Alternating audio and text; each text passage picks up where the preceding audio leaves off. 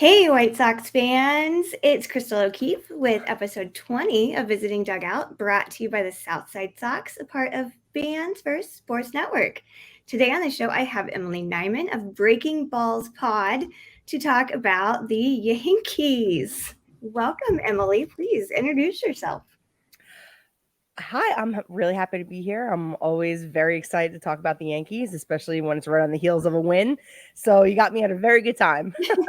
Yeah, we just swept the Tigers, which I mean they're second in our sad division, so can't be too mad. So the American League East is like a lawless, wild place right now, where the top two teams don't have super high payrolls. Um, you know, the Yankees are in third. Everyone is above 500. And your Yankees, they're 6 games back now. So do you see them climbing up to first at all? I really six games seemed really daunting, and the pessimist in me, which is really huge because I'm a New Yorker, so I want to say no. But there's so much of the season left that, and they've only played I think like maybe 7 games against the Rays head to head, so they still have a bunch of games against them, and I think that it's way too early. They still haven't even played at any of the Red Sox. They've played 2 series against Toronto, 2 against the Orioles, so there's still so much baseball to be played against AL East teams and against the Rays that I think that it would be over the top pessimistic of me to say that they can't overtake that and take the division. This team is a good team, and they're not even fully healthy yet. So you get Rodon back, you get a few, Stanton just came back, you get a few guys back, and all of a sudden this team is looking even better than they were at the beginning of the season.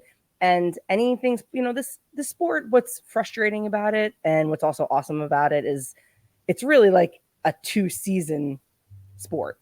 Yeah. First half and then the second half. I mean, the first half of the 2022 Yankees was unbelievable. They looked like they were basically the Rays this year. They only lost like 15 games. It was crazy.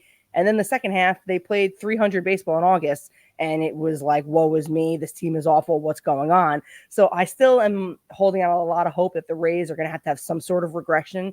I mean, there's just no way that every single player on their team is going to play like 30% better than league average for the whole season. So I'm just hoping that happens around the same time that the Yankees start to play where they should be playing, and hopefully a few guys start to figure it out by then. Yeah. I will be at a Yankees game in July, so I'm really hoping to have like a good old friend alert, because when they let Carlos Rodon walk, I don't cry. I cried. Oh. He was my guy. So we're hoping like the stars align maybe, and he'll be the starter that day. Who knows? I hope so too. Yeah. I'm dying for him to come back. And I feel your pain because I cried during the half hour after the Arson Judge tweet from Yeah. John Heyman in my car ride home from work that day. When I was like stopped at a light and I saw everyone reacting. I saw the tweet. I literally started crying, like, please God, hope that this isn't real and things change. And then it actually did. So thank God. God. He's I wish that I could hate Aaron Judge. I really do, but it's impossible for me to do so. So how do you surpass teams like the Rays and Orioles? Because you mentioned, the Rays might finally regress. Do you think either team will kind of self-destruct long enough to play catch up? I think that I don't know if it'll necessarily happen outside of the series, like, because obviously if they're not playing head to head, then you're hoping for like too many dominoes to have to fall, right? Like you have to win the same time that they have to lose against other teams. So I think that it's really going to come down to their head-to-head matchups. But the Orioles, I'm not as concerned about because they're only 2 games up, and that's less than the amount of games that they'd play in one series. So it's really the Rays. That the Rays that they don't really have much wiggle room in terms of how many head-to-head how they can perform in their head-to-head matchups, because they play, I think, a series less or 2 series less versus in division matchups than they did in previous years because of the new schedule. So they really only have the next few series, like those got to be the series. And I'm not expecting them to necessarily sweep like whatever's left. I think that's totally unrealistic, but they have to win the series. And if they don't, Unfortunately, like 60% of the league makes it into the playoffs. So I'm not on some, oh my God, the Yankees, they may not make the playoffs. Like, I don't think it's that dire yet. Yeah. But I do think that they're going to have to play some of the best baseball of the season versus at least the Rays. I think the Orioles, they have a little bit more wiggle room in terms of having to be on their A game for like an entire series for the rest of the series matchups.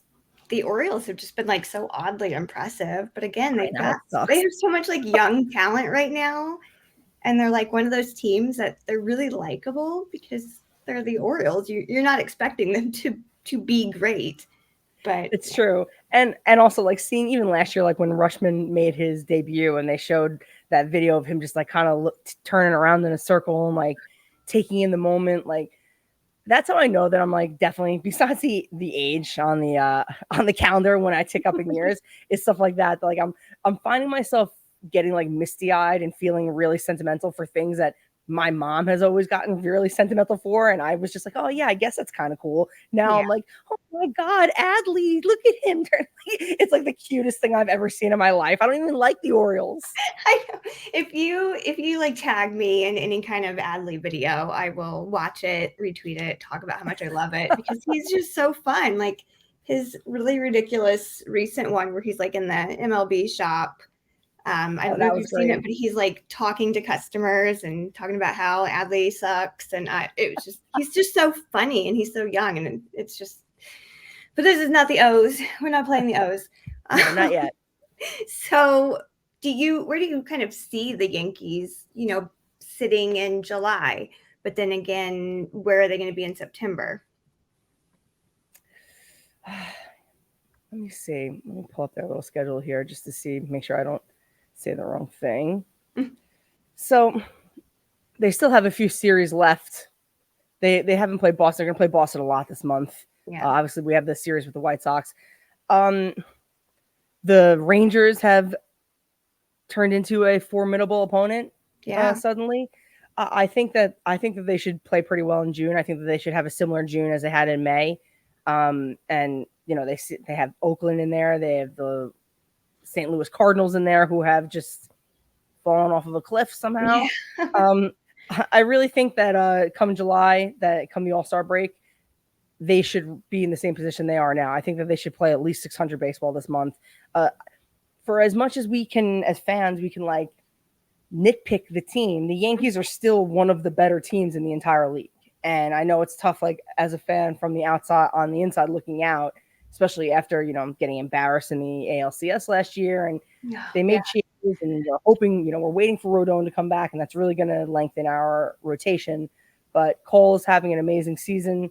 We've got some Sevy. He didn't have a great start the other night against the Dodgers, but I did not expect him to have like a Cy Young-like season. So just hoping for guys like Rodon is really a big missing piece of the puzzle. I think as soon as he's healthy and is able to come back, I mean, they have him throwing. He's been traveling with the team, so it's going to be soon.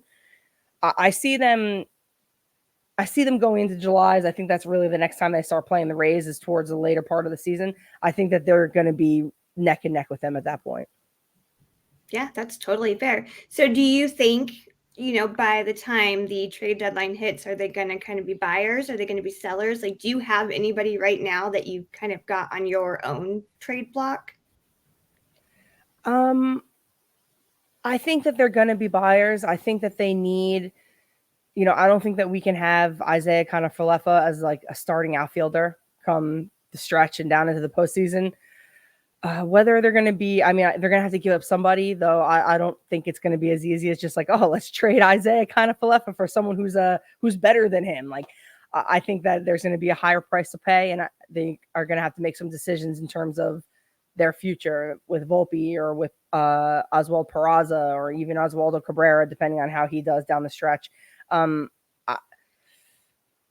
don't even know who they would really go after. I know everyone always talks about Brian Reynolds. He just signed that extension though with the Pirates. So I don't know if he's really going to be an option.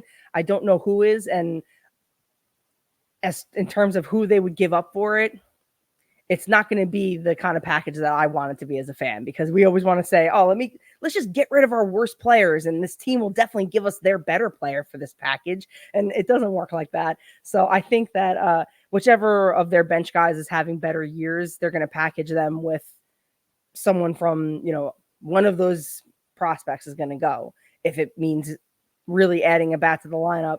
And honestly, I think that a lot of pressure is on Rodon. I think that it may not even behoove them necessarily to try to add a bat if they're hoping that, hey, if we can suppress more runs in the postseason, then maybe we can make something happen. But as we saw last year, when half the lineup is almost an auto out, they're even worse in the postseason when you're facing teams that have the best pitching in the league. So I don't know what they're going to do. I feel like every time I try to predict something, they do something different or they don't, because that. And I'm not someone who's like, oh, the Yankees, all this stuff that's always geared towards the Yankees. But I will say that when it comes down to the deadline, the teams know who's hurting and they know what position these teams want and they know what they have.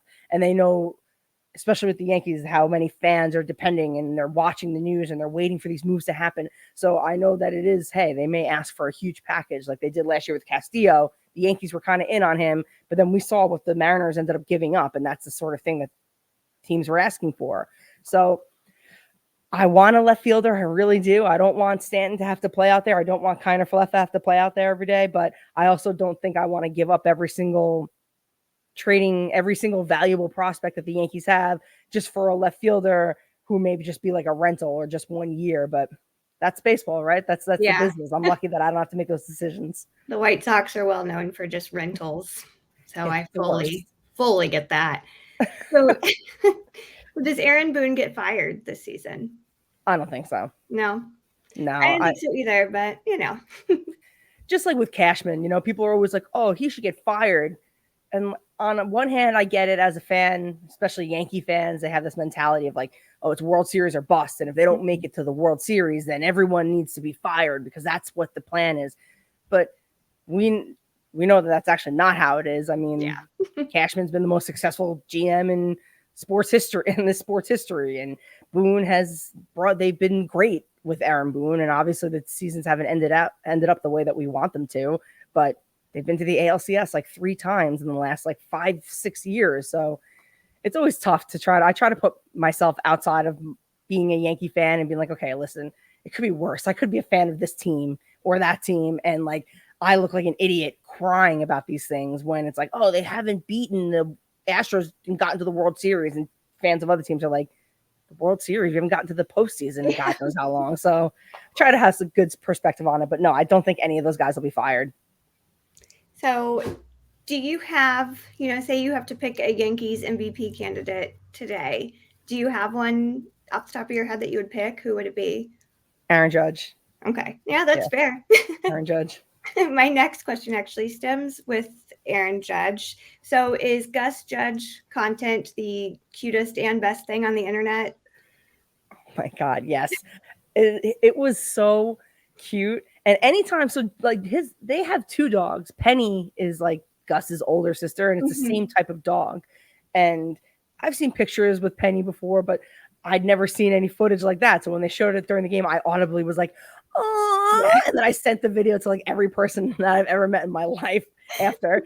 And I was watching, actually, Judge just did an interview on Mookie Betts has a show on a Bleacher Report or something called Off Base, and he interviews players and he interviewed Judge. So I watched the whole hour-long interview, and they were talking about Gus Judge, and Judge was like, oh, that the camera's just playing tricks on you guys. It's actually a golden retriever with me.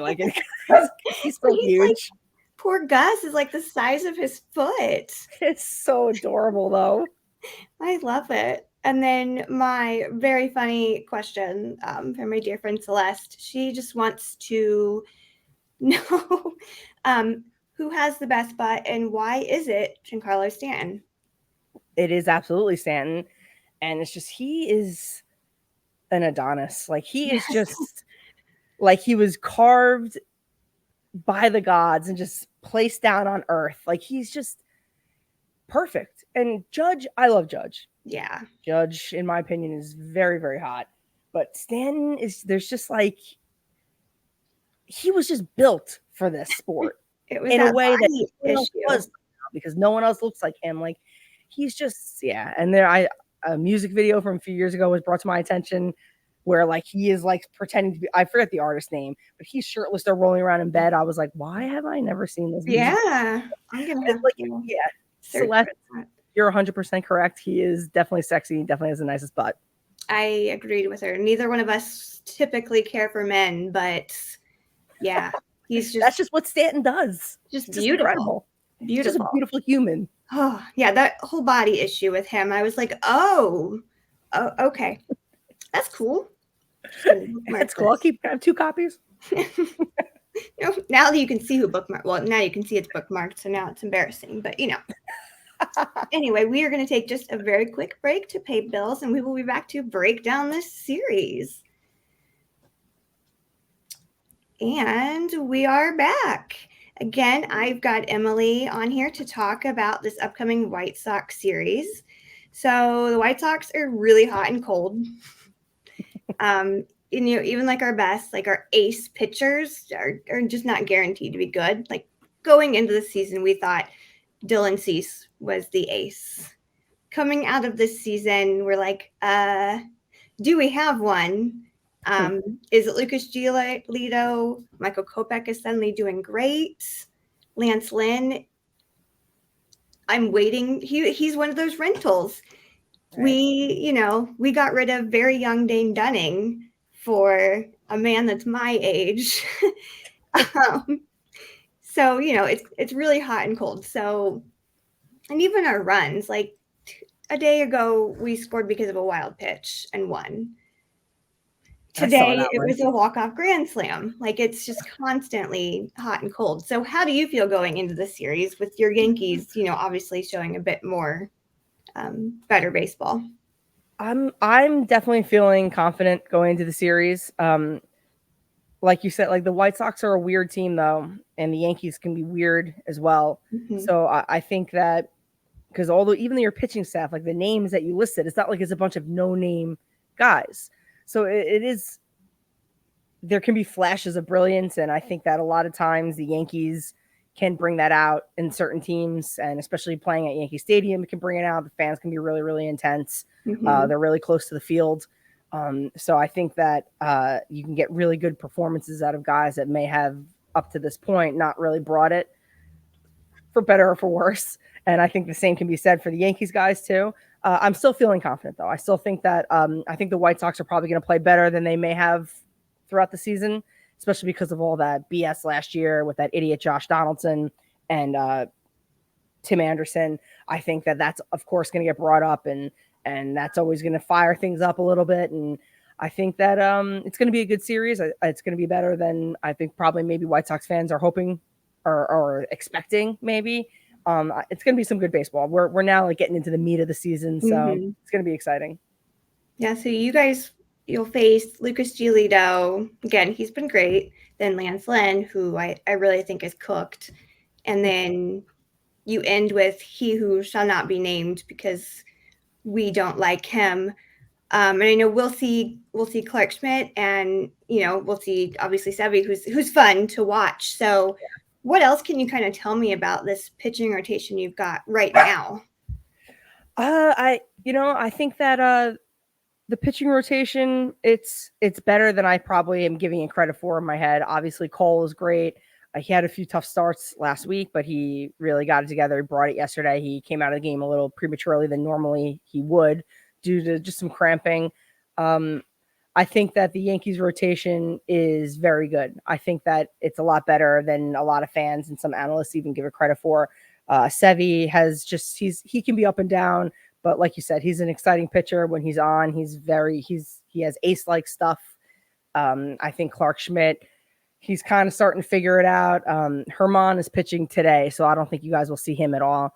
But besides that, Nestor, I think, is struggling a little bit with the pitch clock. I think that he's suffering a little bit the same sort of issue that Manoah is suffering from. That I think that the pacing, they're not really in the greatest shape for that sort of pacing. And once things get kind of unravel, they can't take a timeout and reel it back in. So I think that besides him, though, I think that we're pretty good. I think the White Sox are going to have their hands full. Oh, yeah, absolutely. I know the day I am going to that Yankees Day, it is Nestor Cortez bobblehead night. So I am so pumped to get my hands I on love that. Nestor.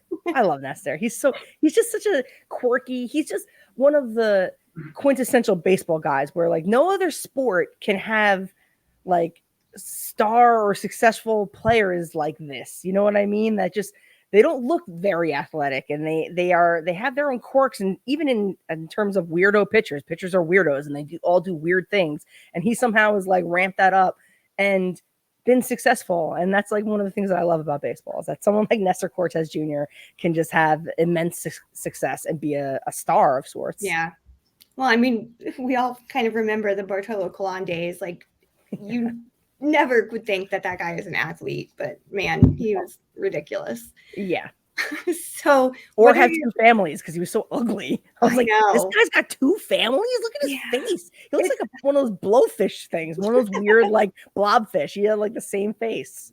He's so weird. And I mean, yeah, like you said, they're all kind of quirky. Lance Lynn he's another one where you're like, he's a pitcher, like he plays baseball. And I'm like, yeah, and he was like really good. Because like I said, we're the same age. We came from like the same state. So I actually saw him pitching in high school in like the high school championship series because they won that. And so I'm just like, yeah, he really hasn't changed. He just has that beard now. Yeah, now he just looks like a man. Yeah, he's the same guy, but just funny how that works. So what are your keys for the Yankees to take this series? I think their keys are obviously the Yankees, they live and die with Aaron Judge. That if Judge has a good series, they are most likely going to win. If he is able to be shut down by pitchers, I think that they're going to struggle. Fortunately, having Donaldson and having especially Giancarlo Stanton back in the lineup, that helps relieve him of a little bit of that pressure, but not as much. That he still needs to play and be on his game, and he still needs to, if he's not hitting home runs, he has to then be on base for someone like Stanton to do some damage. I mean, fortunately, Rizzo is having an unbelievable season as well. I think that that's dangerous for the White Sox just because when you're playing at Yankee Stadium and a left-handed bat is hot, that can be trouble because that fence is very, very close, especially when you're a team struggling. It seems like it gets moved in even a little bit more. You can just hit a weak fly ball and it'll seem like it'll go out. So I think that's really what it boils down to. And someone at the bottom of the lineup doing something. Just one thing, just be on base maybe for Aaron Judge when he gets to the top of the lineup. Like, it doesn't even have to be an unbelievable series. Just please, like if any of you guys are listening, just please, just like get on base one time, once. That's it. I do have a lot of your bottom rotation listening to this podcast, so you're in. I am glad this series is not in Chicago though, because anytime Anthony Rizzo plays, the White Sox in any fashion, they just will boo him mercilessly the entire game because he's so well known for the Cubs and right.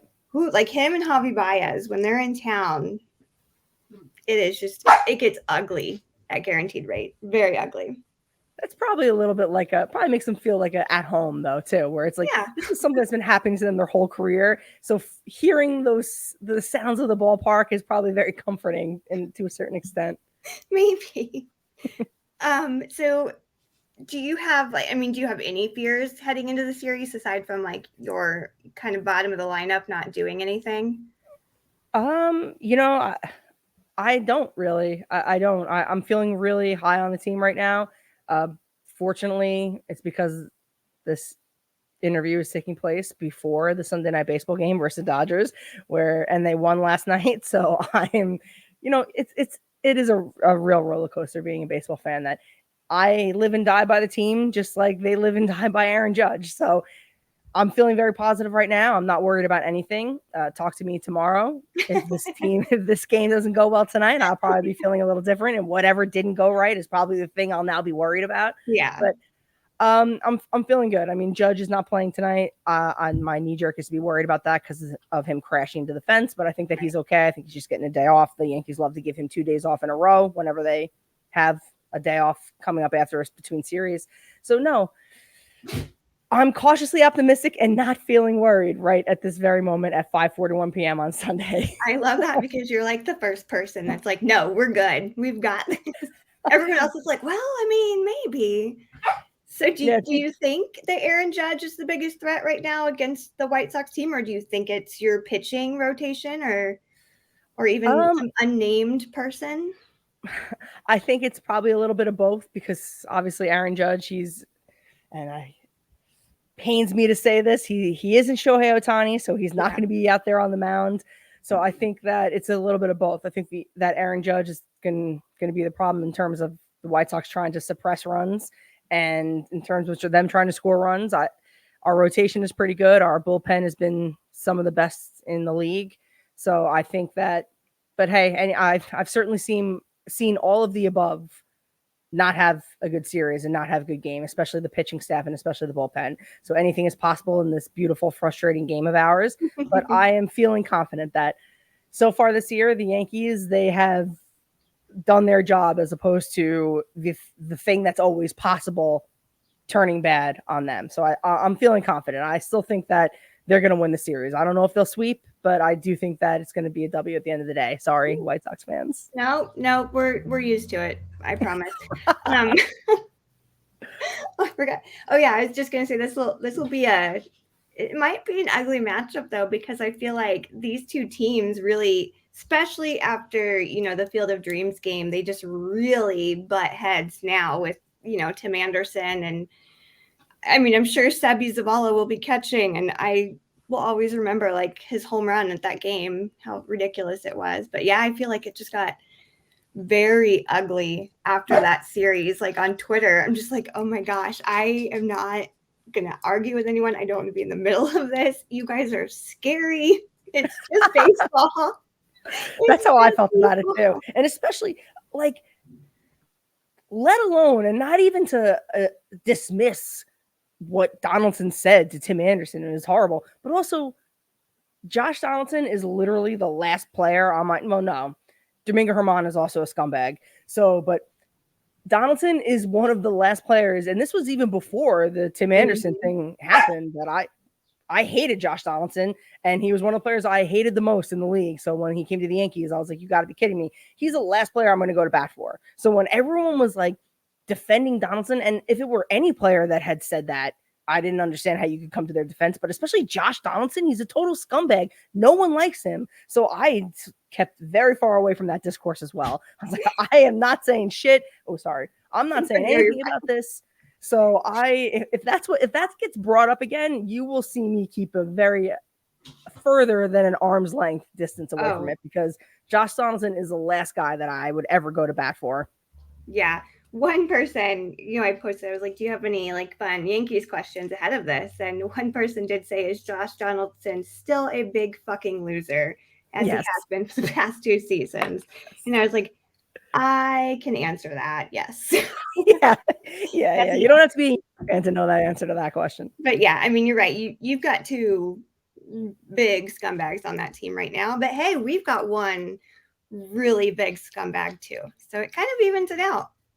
Don't you just love? I just love Major League Baseball. They just make the fans have to do all these mental gymnastics in order to be able to cheer for their team, and it really is just makes me sick to my stomach that at least the Yankees got rid of one scumbag, Chapman. He's now back on the Royals, and hopefully he just goes to die there, and we don't hear about him again. And hopefully Germán, I hope Germán gets traded. Good. I hope he's been pitching pretty well. I hope he's on the freaking trading block and they get rid of him, and then all I have to worry about is Donaldson. I think that this is going to be his last year. Please, God, don't offer him any sort of extension. He's older than I am, so he should be gone. Yeah, and then maybe the Yankees will be free from it, because one thing obviously beyond Aaron Judge being like the heart of the team in terms of performance, one thing that I really love about Judge, and I love about Gerrit Cole, and I love about Giancarlo Stanton, is that the Yankees have invested all of this money and years into guys that are really easy to root for. Yeah, I love Gerrit Cole. Right? Me too. And like he's just goofy, and he's got like dad energy even before he had a baby. Like he's just like such a goofball, like I don't know, like after school special sort of vibes from him.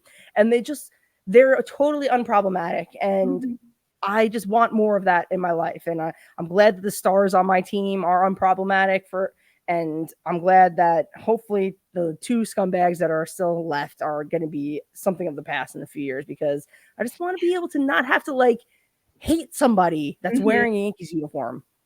Please. Yeah. In 2016, when the Cubs were in the World Series, I was obviously I mean I watch the World Series no matter what every year, but I was donating so much money when your previous scumbag would come in to close because I hate him.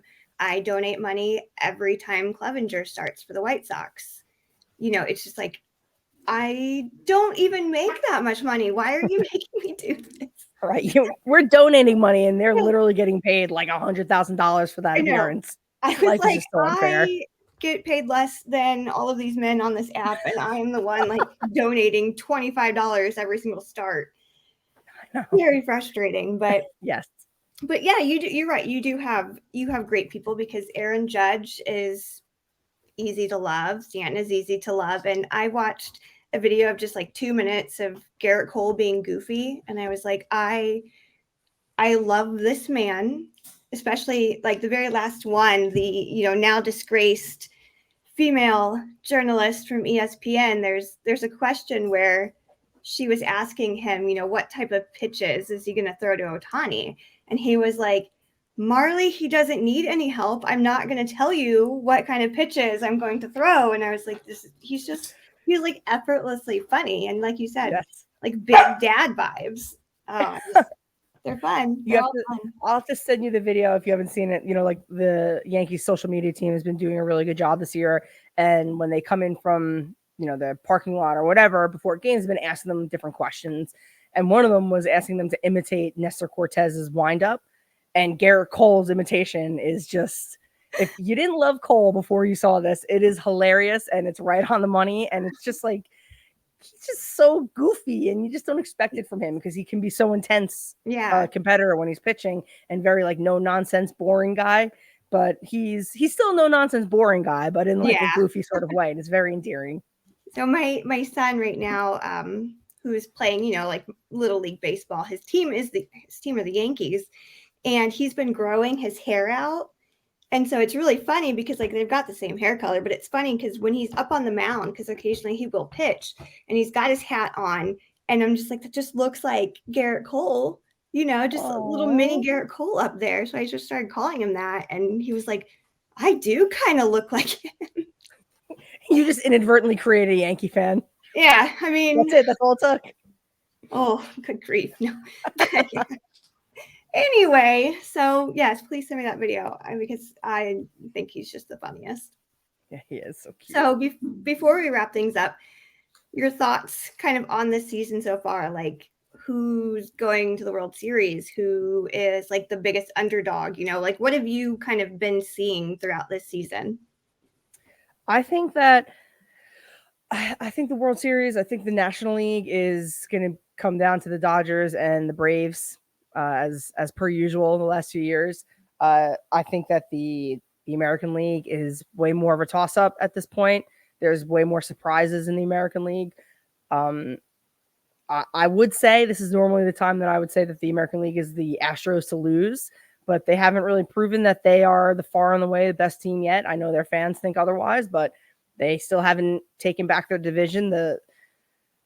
I would say, and I almost feel bad. If the Orioles weren't in my division, I would feel bad. But this was like their year to be that team. Like, oh my God, the Orioles, I can't believe they're good. But the Rangers have sort of been way more surprising. And I know, oh yeah, they got DeGrom and they got Seager and they got some guys, but it didn't seem like enough. Yeah, and DeGrom isn't even pitching right now. He's been injured like a month. He's on his like annual, 10 weeks off injury. And it's working. Evaldi has been really, picking up the slack for DeGrom. And I think that they've had a lot of guys have some career years like Garcia in right field. I think that he's been a monster. I still think that it'll probably come down to, a Rays, Yankees, Astros situation at the end of the day. But for now, I can't really make any. There's nothing that has convinced me that any team in the American League, I mean, the Rays, even there's just maybe this is just a fan in me and like a defense mechanism, but I'm just like, there's no way they could be this good for the whole year. Like, it's got to come down, come crashing down at some point. And I just hope that I am watching when it happens, and they're playing the Yankees when it happens. But I mean, I guess to give an answer at this point, it would be Rays and then Dodgers, Braves. One of those two teams, I think, is a toss up between the two of them. Yeah, I feel like it's always the Braves at this point. They're like the new Astros right now. Ugh. I know. I dislike both teams. Like those, if you ask, those are my two least favorite teams. So I don't care for the Braves either. They're cheesy to me. They're a cheesy franchise to me. I don't know why, but maybe it's because of the 90s and like they had all those Hall of Famers and they only won that one World Series. But I don't know. Yeah. And then Ted Turner on TNT and stuff. Like, I don't know. There's just something cheesy about them. It's the racism for me that I'm not. Oh yeah, that's that's awful too. Yeah. So yeah, good point. Oh, we had a teacher a couple years back. One of my kids had a teacher, and my daughter actually might have him this year, and he's a Braves fan. And my son would give him a lot of crap, and I was like, you can't really say much to him though, because they're still good no matter what. But like, just talk about the chop and how racist it is, and I'll be proud of you. Yeah, the racist chop. I love how that's the thing that they hold on to him, and they get very upset if you make fun of it. Like, why are you defending this? Why do you care so much about this? Who gives a shit? Yeah, they're the worst. All right. Well, Emily, thank you so much. This was your shot to, plug your socials, where we can find you and all of that. You can find me on Twitter at mshedoesit, and you can also find my podcast at BreakBallsPod. We release an episode once every week, sometimes every 2 weeks. And if you enjoyed this conversation, you will most likely enjoy that. It's me with my cousin, John, who's a co-host, and he's also a Mets fan. But he is a very reasonable Mets fan. So it's a very fun conversation. I'm not that reasonable of a Yankee fan, though. So take that as you will. Reasonable Mets fans do exist. They're usually my NL team. So I actually think I might be seeing the Mets more this year than I am seeing the White Sox in person, which is kind of embarrassing as I host this podcast. But, it's fine. It is what it is. Yeah, it's baseball. Yeah. All right. Well, thank you so very much. Like you said, go follow Emily, go follow the podcast, both quality follows. So thank you so much, and best of luck. Thanks. You too. Yes.